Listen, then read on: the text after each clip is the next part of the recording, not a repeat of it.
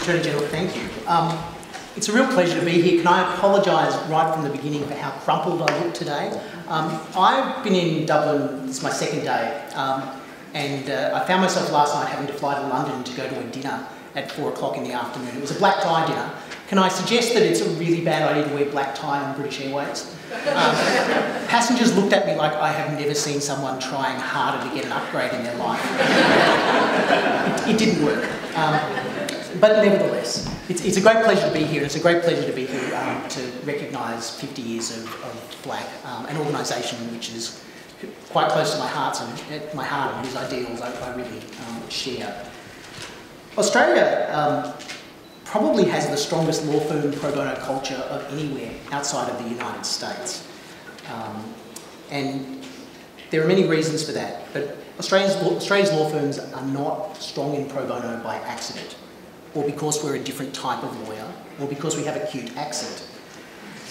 I realise the irony of saying that in Ireland, but nevertheless, we've learned how to do pro bono work well in an environment where too many people, including people living below the poverty line, miss out on every day on getting access to legal advice and help and representation. 22 years ago this week, I was appointed by Clayton Utz as the first dedicated pro bono lawyer at a large Australian law firm. My role had been foreshadowed by some pretty horrific cuts to legal aid funding. Today, the Australian government still spends less per capita in actual dollars on legal assistance funding than it did in 1996. Despite almost 23 years of inflation, we still spend actually a smaller dollar amount than we did in 1996. As it turns out, we've got a federal election in Australia tomorrow, which will probably come as a surprise to many of you who just assume we replace Prime Ministers in Australia on a 6-month rotational basis. But whoever is elected to lead the country tomorrow, no major party has policies to restore the levels of public funding for legal assistance back to what we had in the mid-1990s. So it's a tale of woe in many ways. But let me tell you a little bit about my firm, who we are and what our pro bono practice looks like. We're a leading Australian law firm. We have 170 partners. We've got around 800 full-time lawyers. We're in 6 cities across Australia. We, last year, made around $500 million in revenue. We're a very large law firm. Our formal pro bono practice has been in place since 1997. And in 2005, I was promoted to become our first pro bono partner. Today, there are around 7 or 8 pro bono partners at Australian law firms, and more than 70 people working in some form of dedicated pro bono role within Australia's large law firms. In 2015, Clayton Utz passed the 500,000 pro bono hours mark under our pro bono practice. I think we were the first firm outside of the United States to have ever done so. And that number for us is now around 650,000 hours. Last year, we appointed Jessica Morath as our second dedicated pro bono partner. There are 2 of us. I'm quite happy to be able to speak. Jess is a much more successful version of me. She was described by one of my partners the other day as, she's the pro bono partner for television, you're the one for radio. This financial year will be the 4th year in a row that Clayton Utz has averaged over 50 pro bono hours per lawyer. No firm in Australia of our size has ever done that. Last year, we acted in 1,299 pro bono matters. It seems like an oversight. I should have just created an extra one to get to 1,300, but anyway. Across the firm, 1 in every 30 hours of legal work was for a pro bono client. Now, we were the most profitable law firm in Australia last year, and we also performed last year more pro bono hours, and more of our lawyers and partners performed pro bono work than at any other firm in Australia. I think what we've done is to demonstrate this fear sometimes that law firms have, that something will go wrong if you have a pro bono practice. Something will go wrong if you commit to it. It'll stop you being a successful law firm. I think that's absolutely not the case. Clayton Utz has provided pro bono work, which provides access to justice for low-income and vulnerable people. We've made it a real part of who we are as a firm. Our pro bono practice has at its core the belief that all of our lawyers have a professional responsibility to help people who might otherwise fall through the cracks of our legal system. It's a remarkably strong pro bono culture, and part of that is just a reflection of us having been serious about pro bono best practice for a very long time. In fact, one of my secrets of pro bono success, which I'm happy to pass on, is just wait around long enough until all of your enemies have died and things will get a lot easier. Just be persistent. But the real secret for us is that we've made pro bono work normal. It's not special, it's not crusading, it's not something we ask our lawyers to volunteer to do. We've made it part of everybody's everyday practice. From the beginning, we made pro bono work real work. We made it a shared responsibility. From the beginning, we have spoken in terms of pro bono work being about access to justice and being an inherent professional obligation of all lawyers. We've made pro bono work normal, not special. Our pro bono matters look and feel like all other files. We record time, we have engagement letters, all of our work is supervised by partners. Matters are open with budgets attached to them. We do all the boring things that we have to do with every other commercial piece of work. It's part of people's performance reviews. We've not taken a glossy brochure approach to pro bono. It's not something where we try and wheel out managing partners, shaking hands with disadvantaged clients. Despite the way I'm presenting myself now, we've tried to be pretty humble about our pro bono practice. We don't talk about it a lot. We've taken an access to justice approach. We act for low-income and vulnerable people who can't get legal aid, and we act for the NGOs which support low-income and vulnerable people. We've got internal targets that the majority of our clients under our pro bono practice are going to be people rather than NGOs. Our work's not sexy. When we have a sexy case, that's happened by mistake. The work that we're doing is really just the sort of work where clients who would come in the door of a community legal centre or a legal aid office and can't be helped will then often end up with us. We don't talk about the dollar value of our pro bono practice ever, we talk about hours. There's a whole lot of reasons for that, but fundamentally, one of the things we don't want to do is to give governments an excuse for thinking that somehow pro bono is a solution to further legal aid funding. It's not. Pro bono is not a solution to the legal access to justice crisis which exists in Australia, and I suspect it's probably not a solution anywhere else in the world either. But we have to do something. So, as I said from the beginning, we've spoken about pro bono work being this inherent responsibility of all lawyers. And by keeping a program that has been dedicated, have integrity, that has been focused, it's just simply now become part of the furniture. We've put in place things like an expectation that all of our lawyers, whatever their seniority, whatever their practice area, will be involved in pro bono work. We have a key performance indicator for all of our lawyers of them needing to do 40 hours of pro bono work per year at least. And you need to do that in order to get access to our bonus program. You're not eligible for promotion as a senior associate or promotion as a partner at our firm unless you've done at least 40 hours of pro bono work in the previous year. And even though that key performance indicator is 40 hours, we average more than 50 hours, and around 10% of our lawyers do at least 80 hours of pro bono work per year.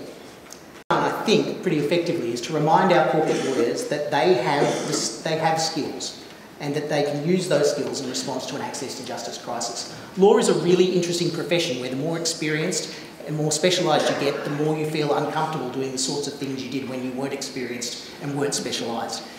What I've done is to take, and it's bizarre to even confess this, but to take people who work on multi-million-dollar transactions that cross many jurisdictions and do things that are going to cost a fortune if we get it wrong, and remind them of how they can act for people who've missed out on getting access to legal aid and how they can assist them in their daily legal issues. Our program and our philosophy in Australia, and it's not just at Clayton Utz, is very collaborative. We work very closely with the legal assistance sector, with community legal centres, with NGOs, with legal aid. We know that we don't know anything about how to act in many of the legal issues that come up, and we need training, and we need support, and we need sometimes supervision. But we certainly need someone to hold our hand to help us get up to speed on certain issues.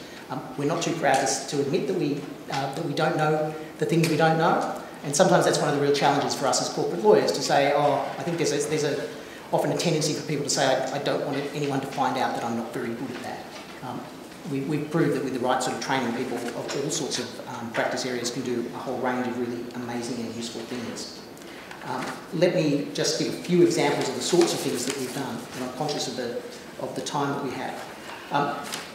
The work that we do is more than just simply staffing clinics. We certainly staff some clinics, but we've been very fundamental that our clients often need a lot more than just simply access to advice. They need somebody to be able to represent them beyond that.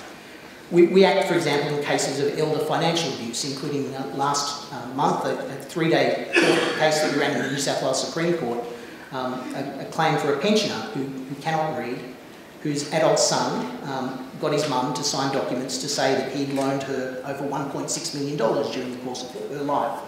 The son then registered a $1.6 million mortgage over her house, which was far more than the house was worth, and then demanded that the mortgage be repaid immediately. We're waiting on a judgment, but we think we'll do pretty well in that.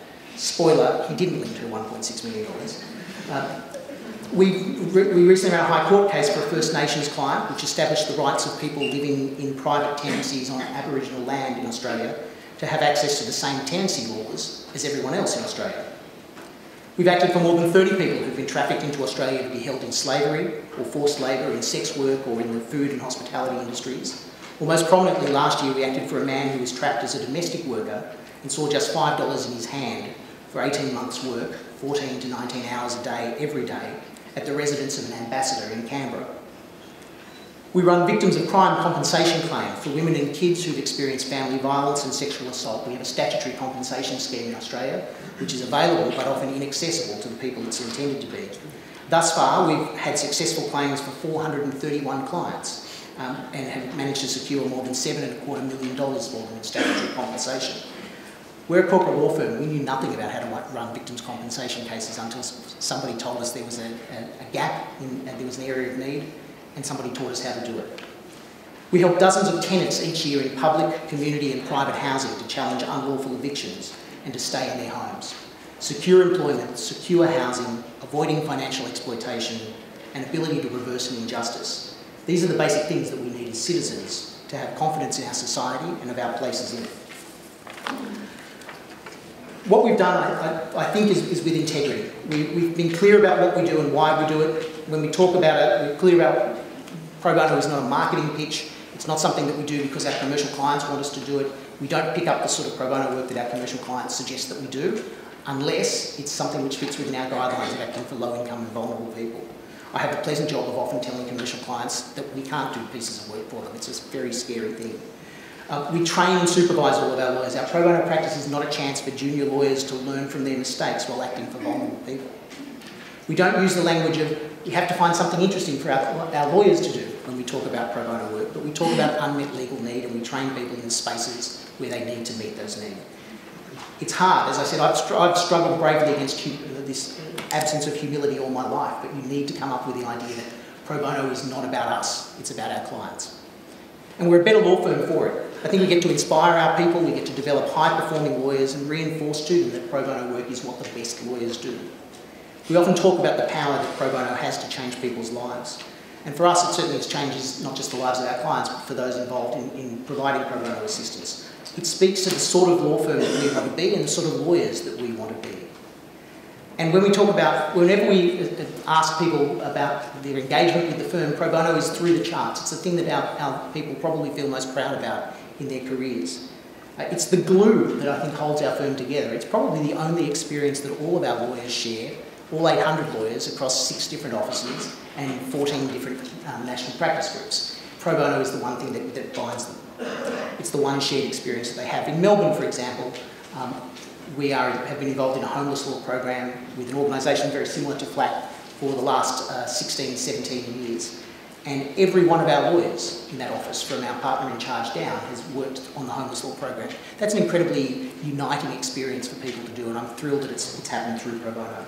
We've exposed thousands of lawyers to the idea that pro bono is normal and it's essential. Our alumni go on to do some amazing things, including being pro bono leaders or running charities or leading clearing houses or being part of pro bono think tanks. I'm really proud of what we've been able to do. And I should also say here as an opportunity, just some of the infrastructure we've put in place in Australia to help support pro bono, and a couple of things I think have been really helpful. One is we as a profession, essentially pro bono law firms that were involved, developed a national pro bono target to set a benchmark to say law firms should sign up to the idea of aspiring to at least 35 hours of pro bono work per lawyer per year. That's a week's worth of work. We created that benchmark as a way to stretch those of us who were already involved in pro bono, but also as a way to encourage our firms to recognise how much could be done and what might be possible. One of the tricks about pro bono is that almost every law firm which does it, and certainly every managing partner of every law firm which does pro bono work, thinks they've done a really fantastic job because they just did some work for free, and they don't really believe that anyone else could do more pro bono work than they've done. By setting a national benchmark which was higher than what everybody was doing at that time, we really managed to sort of shake that out of the Australian corporate law firm community. Today, many firms, myself included, but many firms exceed that 35-hour target. And it's been a fantastic example of what you can do with the incredibly competitive nature of commercial law firms to make that once you set a number, they're pretty good at measuring numbers. Setting a number has really helped. We also, in Australia, government is a large purchaser of commercial legal services. And what we've done is worked with government to try and help encourage what can be done within firms to strengthen pro bono work.